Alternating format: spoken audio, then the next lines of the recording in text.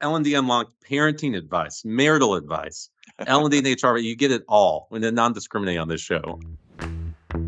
This is L&D Unlocked, a series for L&D and HR professionals looking to unlock the future of learning and development. Presented by BizLibrary, L&D Unlocked is an ongoing series where we speak to industry experts and thought leaders about the future of work, workplace trends, and how your organization can prepare today for the challenges of tomorrow. Learn more at bizlibrary.com. Welcome to another episode of L&D Unlocked. I am your host, Chris Elliott, Chief Revenue Officer at BizLibrary, and could not be more excited for our guest today. We have with us, man, I'm sure you know well, Dave Ulrich. We've got professor, author, and I think objectively one of the most modern forerunners when it comes to kind of HR theory and expertise. So, Dave, it is a pleasure to have you on the show. I've been so looking forward to this episode. Chris, I'm honored to join you. What a delight for me. Thank you. Of course. Hey, just a little bit before this, we were bantering. I was like, oh, let's stop and get the show started. I think many have found you through LinkedIn, and you mentioned that's something that you've picked up on your post. I'm just curious, what can we look forward to this year? What's your approach on that channel, and any secrets for us? First, let me say why. I was at a conference, in-person stuff, and COVID stopped. I mean, It just dead stopped. And what I used to find when I traveled a lot, I did 240 flights a year, 120 nights a year in hotels at a conference. And I was at an in-person conference this week. It was the lunch conversation, the pre-conference, the after conference, all of the chit chat gave me what the next year conference would be. Well, guess what? Absolutely. It's gone. So where do you learn? What's your water cooler metaphor? And so I started posting on LinkedIn when COVID hit. And I found that I love it. It democratizes knowledge. People anywhere in the world can comment. At first, I'd get 20 to 30% really stupid comments, and then I just got rid of them. And I'm getting now probably 5%. And you ignore it because you get an idea from someone in Pakistan or someone in Iran where I've never been. And what I look at, and my passion a lot, and Chris, we don't know each other very well, but I sense some of you. I love idea friends. I have a lot of personal friends, relationship friends. When I told my wife my idea friends are my best friends, she said, we should talk. But LinkedIn is a source of idea friends. So it's a great place to go to share ideas, to learn. I actually get frustrated, and then I'll stop. There are some people in our field, they post and they never comment. And it's like, that's a TED Talk. It's one way. It's not interactive. For me, LinkedIn is an interaction. It's an engagement around ideas. And I enjoy it. I couldn't agree more that it facilitates really organic and genuine dialogue. And to your point, it gives a medium to creators who may not otherwise have that, and particularly in a pre-COVID world, right? It was the conference, you know? Well, is there anybody legacy and management thinking, and just pick a big name, name that you admire who's gone? Legacy. Peter Drucker, Warren Bennis, Jake Albrecht, anybody? Sure. I mean, pick one. Let's go with Peter in your example. Peter Drucker. Yeah. I saw Peter Drucker present once because I'm old. Wouldn't it have been cool if Peter Drucker was on LinkedIn and you don't read the book that you know has been edited and published? You just see what's on your mind today. How do you think about this? And I had the privilege, I didn't with Peter Drucker, but Jay Galbraith, Bill Ochi, I had the privilege of meeting some of these just iconic thinkers. And it was so fun to travel with them, to learn, how do you think? And I think LinkedIn gives us, and other platforms, the opportunity to get in. And this podcast is an example. I mean, it's not scripted. It's what's in your mind today. Now, I'm not Peter Drucker, but it's so cool to be able to engage with people at a more personal level. I don't want to just read the thing that's been edited by 5 editors and then BizLibrary publishes this scripted, beautiful book with a book cover. No, I want to know what you were thinking about. I know. And how you approach the problem. So that's what I'm trying to do with LinkedIn. I agree. I think for me, one of my favorite CEOs is Bob Iger. I love love his publications. Like, man, I would love to get a look into your world in real time. You know, he's one Was of that the Bob Eisner or Eichinger? Bob Iger, yeah, I, from Disney. same thing. Wouldn't it be cool if you could go and he posts something and you get on and he responds and he says, "Well, Yeah, that's a kind of a cool idea. I think I should look at that." yeah, And and again, just how does and he's come back to Disney. When he's coming back, what's he thinking? How yeah. does he approach this recreation of a Disney experience that they kind of got Mhm. lost on? Yep, It would just be fascinating to hear him think out loud. Anyway, absolutely. wouldn't that be cool? So, David, one of the questions I want to ask you, kind of out of the gate, it's both an observation, and I'd love to kind of open the door for conversation. When you talk about uh, value creation as it relates to HR, it is so different from what I normally hear. In that, I normally hear a discussion of result, or rather of work, kind of effort and focus, and then retrospectively a discussion around, well, how are we going to show the value of this? It comes after the fact. And when I hear you talk about HR and value creation, there's an integration of that. It's intentional, and it's at the onset of the design of the work, and I love it. I think you are so on in how you talk about value creation and the intersection with HR. Could you expand kind of with the You bet. audience on your view on I this? mean, I think the principles are not just within HR, but lifetime. Yeah. Let's assume you know somebody married to Jillian, Hmm. and this person wants to give her a gift. Yep. How do you decide what gift to give her? Yeah. It's got to be personal, right? Otherwise, Yeah. anybody could have done it. What's meaningful to her? Yeah.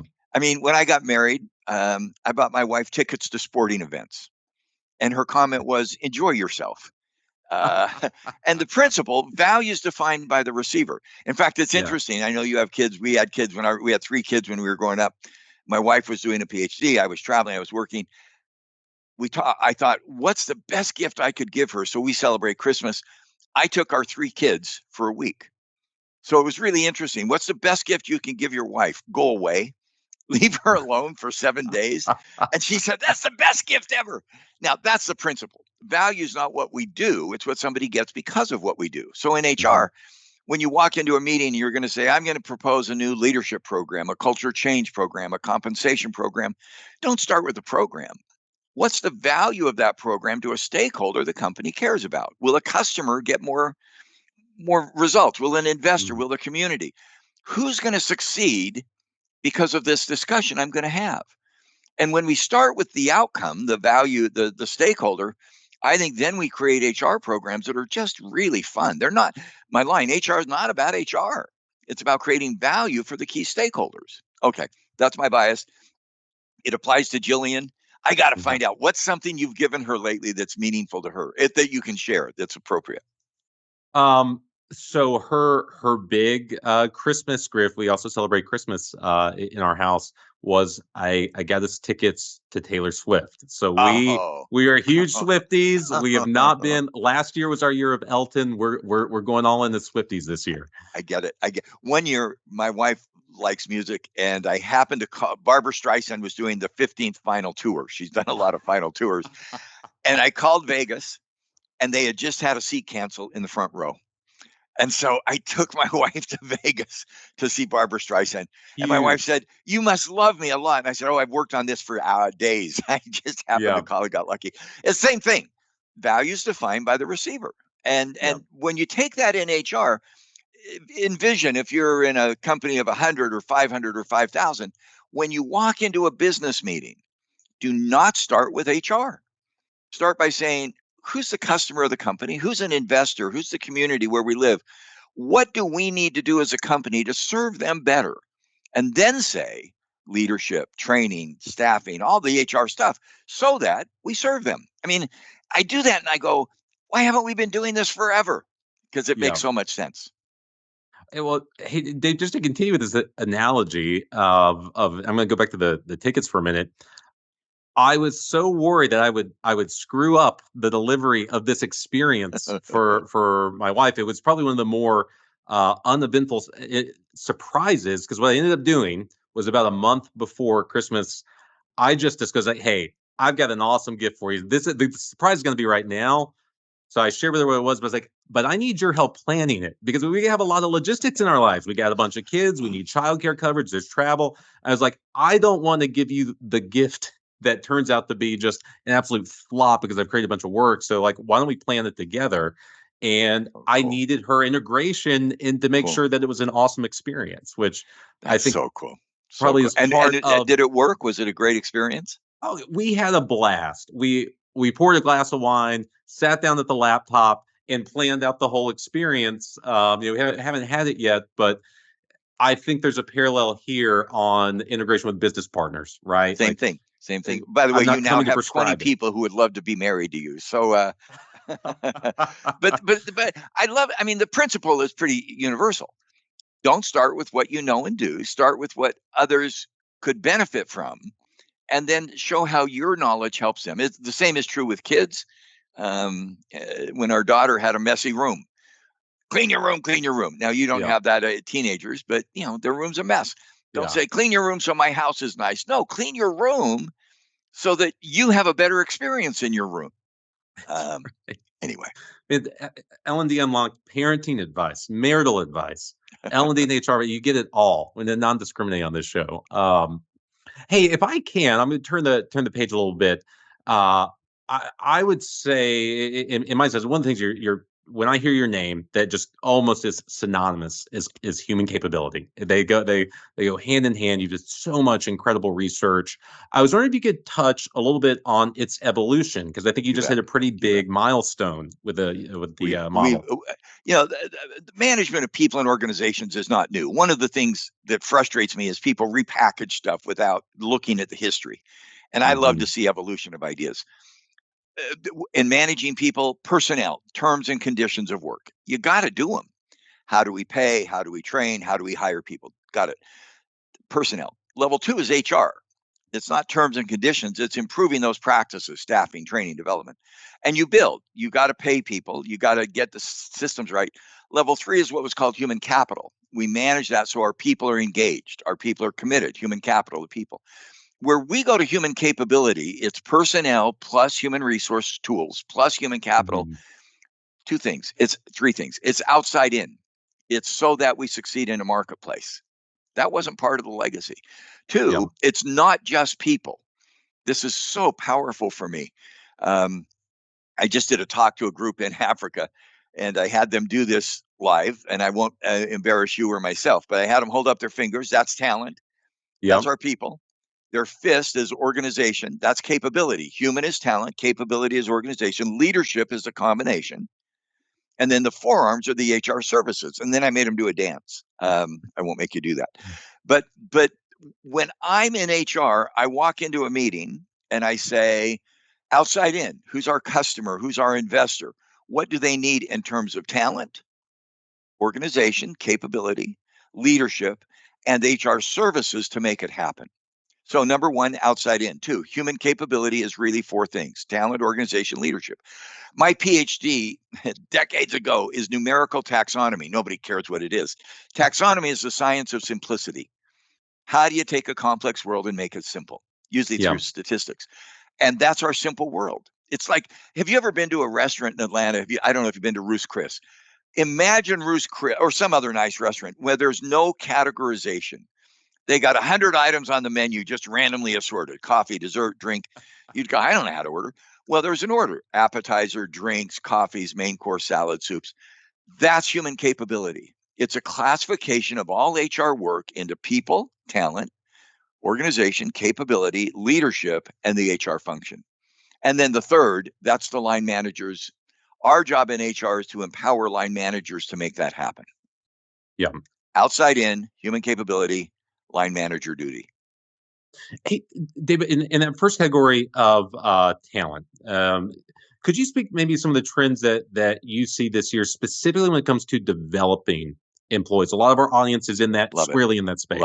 Love it. I just did a talk for a company this week on what are some trends in the L&D space. I could do a 60-minute talk. I won't.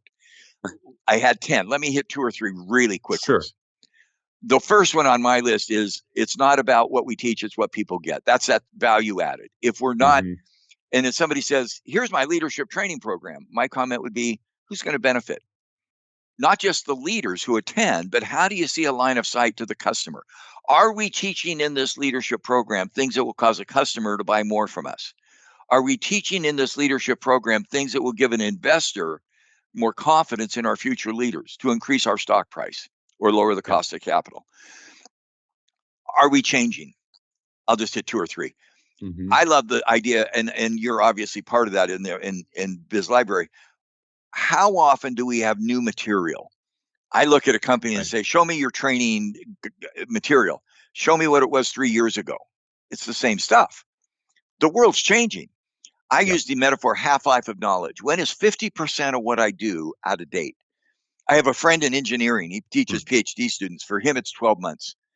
Every 12 months in his PhD electrical engineering course, he needs new material, 50% new stuff. For me, it's about 2.5 to 3 years. Every 2.5, I should go back. I should look at what I did in 2000. I should be teaching 30 to 40% new. That's 15 to 20% every year. Am I learning? Am I agile in your training? Boy, I could hit more. I'll do one more. Are you learning everywhere? There's a model in our field called 70-20-10. We've all seen it. 70% of learning is experience, 20% coaching, and 10% on the job or training. Morgan McCall was the architect of that, one of the architects at Center for Creative Leadership. And I said, Morgan, where did you come up with that? And he said, I made it up. And I said, tell me more, with Bob Eichinger and Mike Lombardo, some brilliant folks. And he said, well, we looked at what drives change. And so I made it up. And he said, everybody started studying it. I thought, that's what I love. That's the stuff of LinkedIn. You make heard this it here, stuff folks. up. I heard it here. So I said, I'm going to make up something else. And he said, what's yours? 50, 30, 20. What's that? 50% on the job. Got it. 30% training done differently. If you're in the L&D space, don't just do facilitated training, case studies, even action learning. We call it learning solutions. For example, this is the 30%. I teach at Michigan. We're going to do 4 hours or 8 hours on talent, 25, 30 people. Write down the biggest talent challenge you have in your company today. 20 people, write it down. Let's talk about them. List them. They fall into 4 categories. We're now going to spend an hour and a half on each of those 4. Some of my faculty, their eyes get big and say, are you crazy? I teach this case study 22 times. I know what the board's going to look like. I know my questions. And I go, that's not a learning solution. That's a canned presentation. Make learning a guest experience. Get involved in the business. And then 50% on the job, no question. 30%, I call it guest training. When you visit a country, I've been on tour once or twice, and you're a guest of the country. You what do you see? You see the bus, you see the hotel, you see the can. I love to go to a country, and I don't know if you've ever done this, where you're not a tourist. You're a guest, and you go to where people shop. You wander around. You get a feel in their homes. We've done that, and that's what training should be. And then 20%, learning from not at work. You have 5 kids. Huge. I bet you're learning a lot about performance management by toilet training. And people go, what are you talking about? Toilet training is performance management. Set a goal. Be very clear about the expectations. When it works, give a positive reward. When it doesn't work, don't punish, but encourage. And I go, wow. And now that's really a silly example. Almost every company does philanthropy. Are you using your philanthropy work to train the next generation of leaders? What a simple question. And I'll give a quick example. A company in New York, bank, said, we're going to do our 40 hours of training, our high potentials. They're going to go to a class and learn a case study about a company they don't care about. I'm being a little cynical there. And I said, let me change it. Ask those high potentials, driven, these are bankers, investment bankers, to go do 4 hours a month of coaching of a not-for-profit in New York. Really? Yeah, try it. By the way, I get emotional here. They almost all doubled down. They found a cause that they appreciated, whatever it was, a not-for-profit in New York, and they were doing 6 to 8 hours, a couple hours a week, coaching the executives in those not-for-profits. They'd come together once a quarter and say, so what are you learning about leadership in the bank and for you personally by coaching them? And the takeaway was that had so much more impact than doing a case study of a company you don't care about. That's the kind of stuff you hear me getting excited about. HR Yeah. value. That's so cool. Yeah, but I love that. So that not only is there kind of this altruistic component where we're giving back to the community, you're seeing just the business outcomes are better too. Oh yeah, because people would say, "Wow, I always heard this stuff about goal setting, and let's talk about SMART goals, and we have our 17 steps." I'm working with this agency that doesn't have a clear set of goals, so let me tell you what I did with them. And then the question is, so how would that apply to you? How would that apply to the Yeah. bank? And they're going, "Wow." Anyway, that's the kind of stuff that I was on the board of directors at Herman Miller. We give money to charities. For the first few years, we used to puff our chest. Look at how brilliant we are giving money away. And then we thought, that's stupid. We have enough ego. Let's get an employee group to decide how to give the money away. Mm-hmm. Let them learn about goals. And anyway, so 50% on the job, 30%, I call it guest, not tourist training, and 20% learning from outside of work. One like recurring thought I keep having is I listen to you describe kind of all the dynamics thus far is it keeps getting back to relevance for the end learner and ultimately relevance in driving outcomes. Are how much of this is we as practitioners in industry are just evolving and getting better?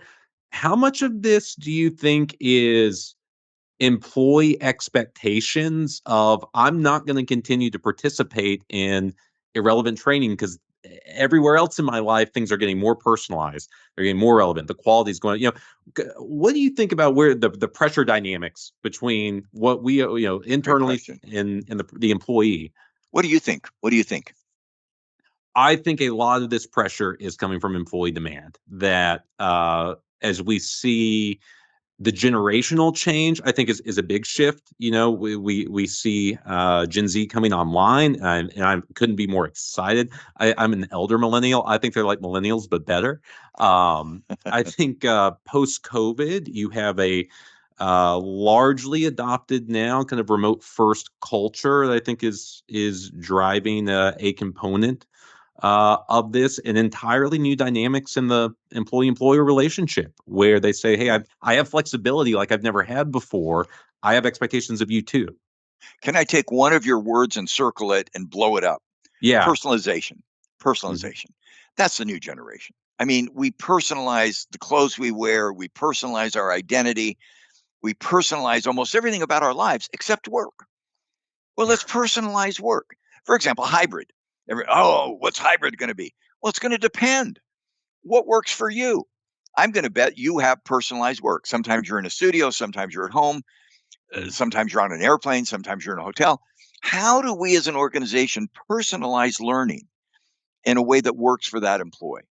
And Mhm. I think that's going to be one of the key trends. And I think the next generation is going to see more of that. It's not cookie cutter.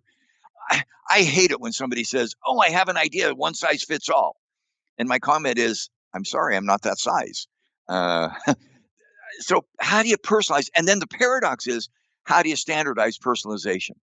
How do you scale personalizing? And if I'm an L&D person, I go, so who's going to be attending this program? What are the outcomes we hope to get in the marketplace?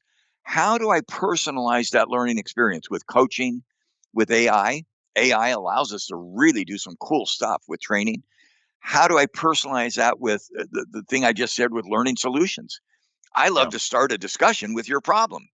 And so at the end of that 6 hours of talent, I say, go back to the challenge you wrote. Number one, did you get the challenge right? Number two, have you got an idea you can go do personally in your organization? So I'm going to circle your word. Flexibility was called. I love the term personalization. What Yeah. works for you? And lets us in L&D begin to scale in a real way the personalization. And I hope that keeps the employees more connected. For example, um, just again, we've been very personal. This is more fun than I thought. Um, when we went to Michigan a long time ago, we had 2.5 kids. So that means my wife was pregnant. And my wife was starting a PhD program. We decided to, the same as you with kids, we decided not to outsource our kids, that we would try to not just have a full-time live-in. I cut back for the first 4 years at Michigan while Wendy was doing her PhD. I stayed home with Mhm. kids 2 days a week. That's a very personalized career track. Incredible. Yeah. Well, no, the faculty didn't love it. I didn't get tenure. It worked for you. It worked in for some ways. us. Yeah. And they said, well, you didn't get tenure because you're not smart enough. And that may be true too. But I was home 2 days a week. I took my kids to soccer. I was part of the women's driving group 2 days a week. And it was wonderful. And then when he got her degree, she looked at me and said, you need to be out of the house more. But we personalize. I think that's so exciting in today's world. And technology lets us do that more than ever. More than ever. At BizLibrary, we know that employee development and retention have never been more critical to your business. We help you build learning programs that create safe and inclusive work environments, elevate employee skills, and develop leaders who drive results. So now, you can take award-winning BizLibrary content and put it to work to help overcome your biggest challenges. BizLibrary, where learning happens.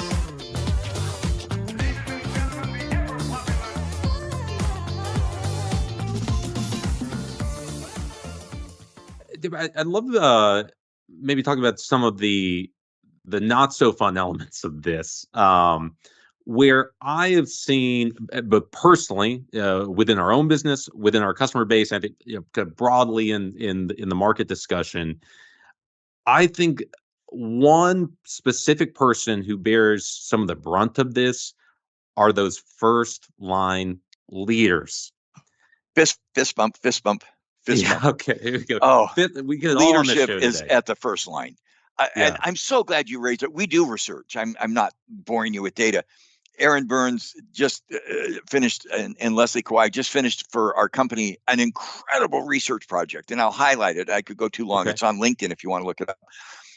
They looked at outcomes and they looked at organization outcomes. And so the issue is not what's the skill that drives an outcome. Notice that's the bias we've got. It isn't just, oh, I woke up today and I think leaders should set a vision. Well, where's the data? So we have data. We have a big data set.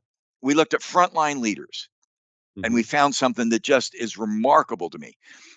Post-COVID and in the new world today, AI, uncertainty, leaders should focus on hope for the future more than empathy for the present. Let me say that again. In things I'm reading, everybody says, you're a leader, you need to be empathetic. So how is it with your kids? How is it with your life? How is it? The answer is yes, but to drive outcomes, maybe that's 20 to 30%, and 70 to 80 is, let me give you hope of where we're taking this company and how you fit into the future. So instead of just getting caught into the it's almost an empathy trap. I care about you. I like you. You can bring a child to work.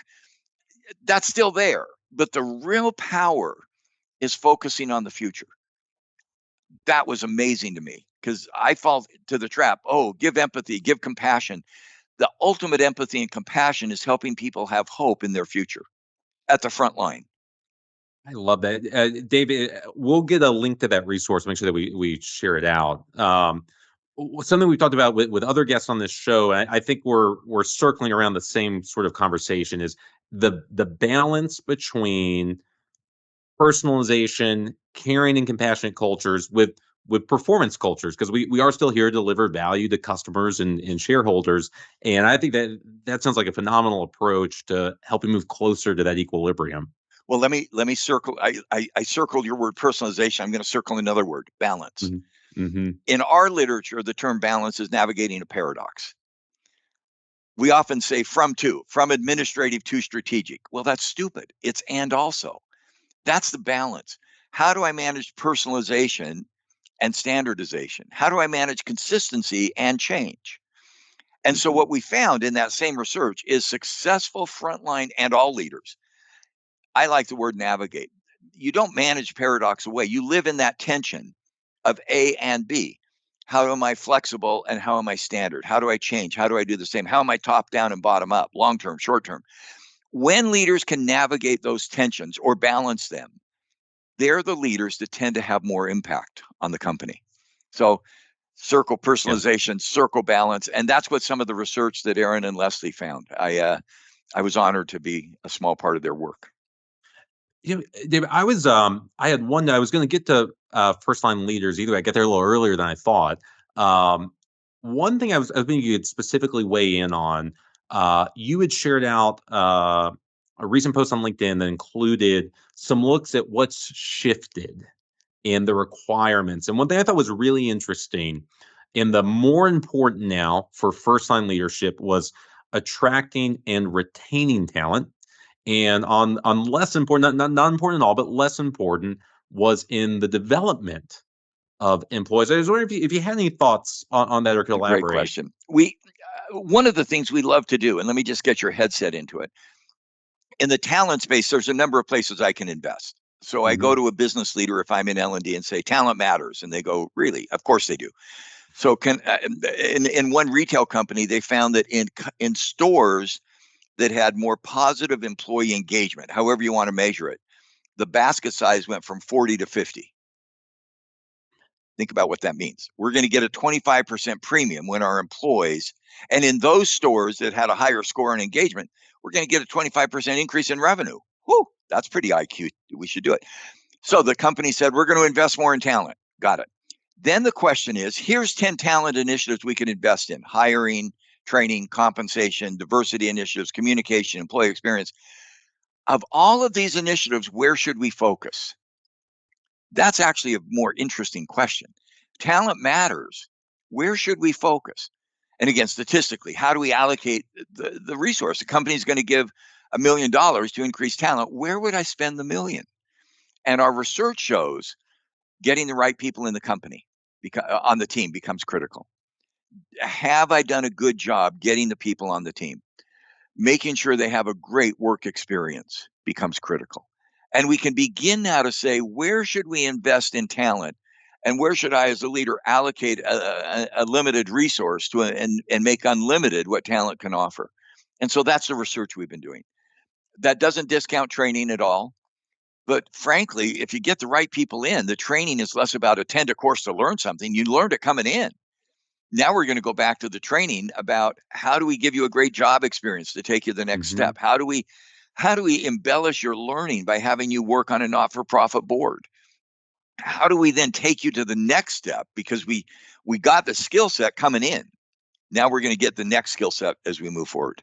But that's the question we really love.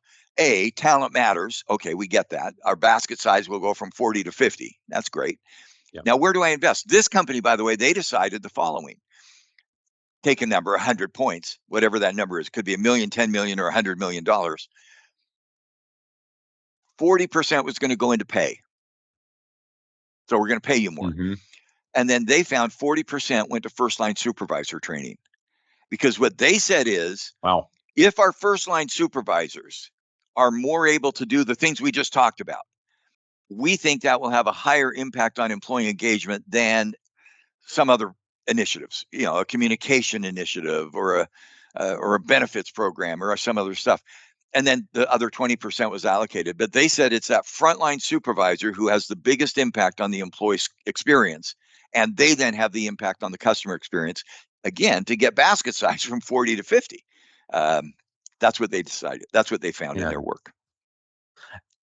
David, throughout the episode, there has been, I think, this omnipresent optimism for the future, even a specified strategy, lean with hope. I do consider myself a romantic at heart. And you ended your most recent post with, I thought, just the most beautiful quote. It was a Churchill quote.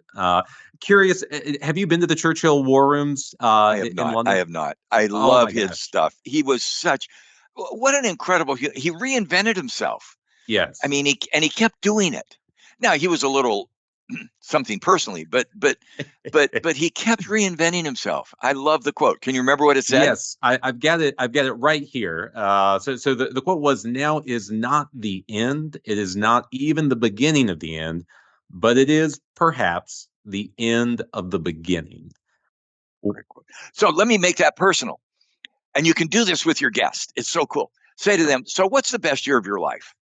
And you'll get crazy answers. It's the year I left home. It's the year I had my kids. It's the year I got married. It's the year I graduated. And my comment to them is, you've completely missed it. The best year of your life is the next 12 months. And if the next 12 months is not the best year of your life, there's something wrong. Yeah. I'd love to have you ask your guests that and then kind of go, nah. Anyway, I got you. But for me, that's been a passion. It's that, and this is why when you say I want to do some work with BizLibrary and learning, the next 12 months will be the best year of my life. What are you going to do? I don't know. But they're going to be a great year because I'm going to learn, I'm going to observe. And I say to folks, don't look back for the best year, look ahead. But I don't know what's going to happen. That's okay. Make it the best 12 months. So anyway, and that Churchill quote is just brilliant. This is not the end. It's the end of the beginning. And lovely quote. If next time you find yourself in London, drop me a line. I'll meet you there. The war rooms were fantastic. I'd love to see it. If you did not take away from this episode practical skills for work, your home, your family life, you got to check your pulse. I think this is by far one of my favorite episodes, Dave. I can't thank you enough for being here. I learned a ton. I'd love to have you back next time it works for your schedule, and certainly look forward for those who aren't already. Where can we follow you? Where can we make sure that we're plugged into your LinkedIn is probably the easiest place. I mean, I started there. I've got quite a few followers at this point, and somebody said, "Is that really you?" And it is. And I'll tell you why. I remember I started by talking about, there's a guy in our field named Carl Weick, who is one of the academic. And I said, Carl, how do you stay fresh? And he said, I get up and I spend 3 hours a day reading academic journals. And I said, why? No, I didn't say that. I have great respect for Carl. And he said, I learn. I spend an hour or two a day commenting on LinkedIn. That's my learning platform. It doesn't work all the time, but learn with me. And what's your passion, Chris? If you said, this is what I am certain about, what would you say your passion is in your learning journey? What would you say your passion is? My passion is to learn. What would you say your passion is? The focus of my my journey. Learning efforts right now? Yeah. Right now, if you're interested as a practitioner in my day-to-day role as Chief Revenue Officer, I'm really interested in trends right now in the evolution of business-to-business purchasing. It's getting far more like business B2C, business to consumer, in that people don't always want to talk with salespeople. They never have. They wanted information to make informed purchasing decisions, and we now have technology to better enable that. And we're right at the front lines of it. It's a really fascinating time. Cool. Great time to learn. That's my passion as well. Not the business to business, but learning as a principle. Yeah. Thank you. What a privilege to join you. And I hope we can do this again. Likewise. Thanks so much. And thanks to all of you out there for listening. Make sure to subscribe if you're not, and check out Dave's page, subscribe to his post as well. Thank you, everybody. See you next time. This episode has been brought to you by BizLibrary. Head to bizlibrary.com for more information.